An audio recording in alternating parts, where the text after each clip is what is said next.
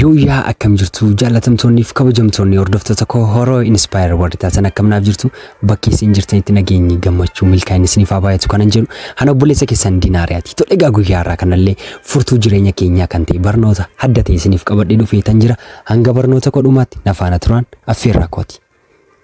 Tole egaa mee barnoonni keenya guyyaa irraa jireenya keenya keessatti wantoota 12 kana dagachuu hin qabnu maaldha isaan? Jireenya keenyaaf furtuu kan ta'u kun maaliin? Jireenya keenya keessatti kan nu gargaaran mee maaliin? Jireenya keenya keessatti yeroo baay'ee kan furtuu nuuf ta'u, kan jireenya nuuf ta'u, kan nu jijjiiru waan baay'ee isaa ni dhageenya garuu ittiin fayyadamu. Mee wantoonni 12 kun maaliin kan jedhudha. Yoo isinitti tole like gochuun eegalaa, subscribe gochuun maatii keenya ta'uu ni dandeessu. Akkasuma immoo firoottan keessaniif qooduu ni dandeessu. Tole egaa jalqaba irratti hin argamu wanta darbe kamiyyuu jijjiiruu hin dandeessu. Kanaafuu gammadiitii fudhadhu. Jireenya keenya irratti yeroo baay'ee wanta darbe irratti yeroo keenya gubnu, wanta darbe yaaduun, wanta darbe irratti sammuu keenya miine. Kun ta'uu hin qabu. Kanaafuu maal gochuu qabna? Wanta darbe kamiyyuu asirratti goonee fudhannee gara fuulduraatti tattaafachuu qabna. Darbuu qabna. Jireenya keenya keessatti wanta darbe irraa deebisuuf yaadna taanaan teenyoof dhiphisna taanaan maal hojjennaan akkas godhe maal hojjennaan akkas ta'e utuun akkas hin taane ta'e jennee wanta darbe kamirratti focus goone yeroo keenya gubnee teenyee yaadna taanaan miidhaa malee faayidaa hin qabnu. Kanaafuu wanti jireenya kee keessatti yaadachuu qabnu yeroo hundumaa inni tokkoffaatti argamu wanta darbe kamiyyuu jijjiiruu hin danda'amu waan ta'eef asabti godhi darbi.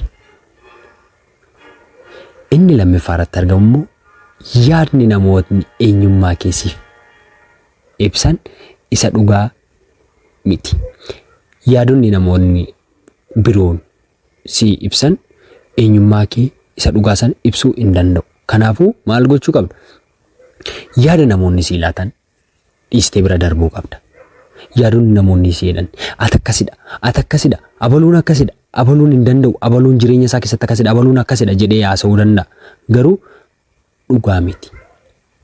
Si isa dhugaa sana ta'uu hin danda'u. Kanaafuu eenyummaa keessa dhugaa sana ibsuu wanta hin dandeenyeef ati yaada namootaa si laataniin of hin madaaliin. Kanaafuu kanallee dagachuu hin qabnu. Yaadni namoonni ittiin nu ilaalan osoo hin taane kan taanee jiru sanadha waan ta'eef. Inni sadaffaarratti argamu immoo amalli namoota hundumaa daandii adda addaadha. Amalli namoonni baay'ee nutti agarsiisan yookaan immoo nurratti agarsiisan ansaaniidha malee kan keenya miti. Kanaafuu hin dagatiin. Namoonni maaf amala akkasii natti agarsiisanii, namoonni maaf amala akkasii natti agarsiisu jennee yeroo keenya dhiphisu, sammuu keenya dhiphisnee yeroo keenya gubuu hin qabnu jechuudha.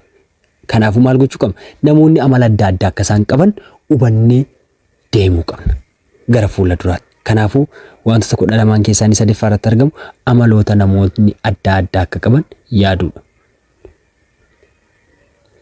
Inni afuraffaarratti argamu wanti hundumtuu yeroo wajjin tola. Yeroo wajjin adeema. Kanaafuu maal gochuu qabna? Kan yeroon fakkaatti darbuu qabda. Jireenya kee keessatti wantoota dagachuu hin qabne yeroo duukaa adeemuu modernize taanee yeroo duukaadha kan inni adeemuu qabna. Akka yaadaanis ta'ee gochaanis ta'ee uffannaanis ta'ee ilaalchaan illee modernize ta'uu qabna. Yeroo fakkaachuu qabna. Kanaafuu kana jireenya kee keessatti hin dagatiin. Inni shanaffaarratti argamu murtiin ati murteessitu ibsituu amala keetiiti. Kanaafuu murtoo murteessitu itti yaadii murteessi. Inni shanaffaarratti argamu murtoota irra murteessite ibsituu amala keetiiti. Murtoota irra murteessitu wanta kamiiti? Wanta kamii irratti kan itti murteessitu? Jireenya kee irratti gochaa kamiidha kan itti fudhataa jirtu? Kanaafuu amala kee ibsa waan ta'eef seeraan itti yaadiitii of hubadhu. Kanaafuu wanta murteessitu sana itti yaaduun, itti karoorsuun murteessi. Amala kee ibsa waan ta'eef. Inni ja'affaarratti argamu immoo humnaa ol yaaduun gara dullummaatti yookaan gara aariitti nama geessa. Humnaa ol yaadin. Amma yaaduu qabdu yaadi. Amma yaaduu qabdu yaadiitii hojiitti. Wanta yaaddisan hojiitti. Garuu humnaa ol teessee yaadda taanaan, humnaa ol teessee yaada oltu taanaan yaadota dogoggora xixiqqoosaa ta'u gochaawwan guddoosaa ta'u wanta baay'ee yaaduuraan kan kee sammuun kee akka inni aktiiv ta'een hojjenni akka inni bareechee iyyaanne si jalaa taasisa. Kanaafuu maal gochuu qabdu humnaa ol hin yaadin. Jireenya kee keessatti wanta hubachuu qabdu humnaa ol hin yaadin. Inni torbeeffaa irratti argamu gammachuun kee suma keessa jira nama bukkee miti. Kanaafuu gammachuu kee sasi keessa jiru san seeraan hubadhu ilaali. Kanaafuu gammachuu kee of buratti dhiistee nama bukkee hin barbaadin, hiriyaa kee bukkee hin barbaadin, jaalallee kee bukkee hin barbaadin, maatii kee bukkee hin barbaadin, fira kee bukkee hin barbaadin. Gammachuun kee suma keessa jira. Of bukkee ilaali, of keessa ilaali. Kanaafuu inni torbeeffaa irratti argamu gammachuun kee suma keessa jira waan ta'eef of keessa ilaali. Inni saddeettaffaa irratti argamu immoo yaadni gaariin wanta gaarii uuma. Kanaafuu yaada yaaddu, wanta yaaddu itti yaadi. Yaada gaarii yoo yaadde wanta gaarii uumta. Maatii keef, hiriyaa keef, fira keef, mataama keefuu wanta gaarii uumta waan ta'eef wanta yaaddu seeraan waan qajeelaa, waan si jijjiiru, waan maatii kee jijjiiru, wanta hiriyoota kee jijjiiru yaaduu qabda. Kanaafuu inni saddeettaffaa irratti argamu wanta gaarii yaaduun waan gaariif nama uuma waan ta'eef. Kanaafuu wanta gaarii yaadi. Inni salgaffaa irratti argamu immoo seequun furtuu namoota ittiin bananiiti. Kolfuun. Namoonni baay'ee jireenya isaanii keessatti gaddaan sirees ta'anii dabarsu.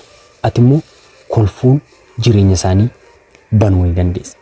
Fuula ifaa ta'een nama simadhu, nama sitti dhufu, nama duukaa hojjettu illee haa ta'u, maatii kee illee haa ta'u, horma illee haa ta'u, abbaa barbaade yoo ta'e fuula ifaatiin kolfitee jireenya isaa banuu fi dandeessa. Kanaafuu kolfi yeroo hundumaa kolfuu hin dagatiin. Kolfi furtuu namoota ittiin banannudha waan ta'eef nama kolfuu nama adeemu ta'uu qabda.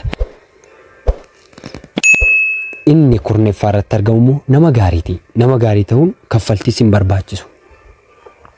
Kanaafuu nama gaariiti. Nama poozitiivlii nama yaadu, nama namaaf dhimmu ta'e, nama namaaf dhukkuba dhukkubsatu, nama namaaf gaddu, nama namaaf gammadu, nama duukaa rakkatu, nama gargaaru ta'uun jireenya keessatti milkaa'aa ta'uu dandeessa. Wantoota kana kudha lamaan hin dagatiin.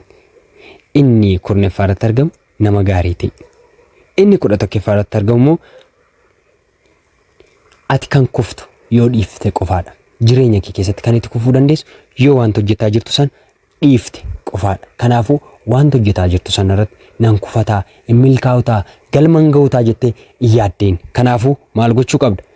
Jabaadhu hojjedhu wanta hojjechaa jirtu. Abdii kutaa tokko malee. Inni kudha lammaffaa irratti argamu akkuma itti ofii yaaddetti taata waan ta'eef yaada kee sirreessi. Mee yaada akkamii ofiif yaadda? Jireenya akkamii ofiif yaadda? Ilaalcha akkamii ofiif yaadda? Ilaalcha akkamii ofiif qabda? Ati ilaalcha bu'aa yaada keetiidha waan ta'eef yaada akkamii ofiif qabda? Jireenya kee keessatti jechootan 12 isinitti hime kana tasuma hin dagatiina. Yeroo hundumaa nu barbaachisa waan ta'eef. Waan baay'ee akkasiin irraa barattan abdii guddaan qaba. Waan duukaa turtaniif baay'een sin jaaladha, baay'een sin kabaja. Yoo isinitti tole ta'e like, share, subscribe gochuun maatii keenya ta'uu ni dandeessu. Waan duukaa turtaniif guddaa galatoomaa. Barnoota biraan hanga walitti deebinutti.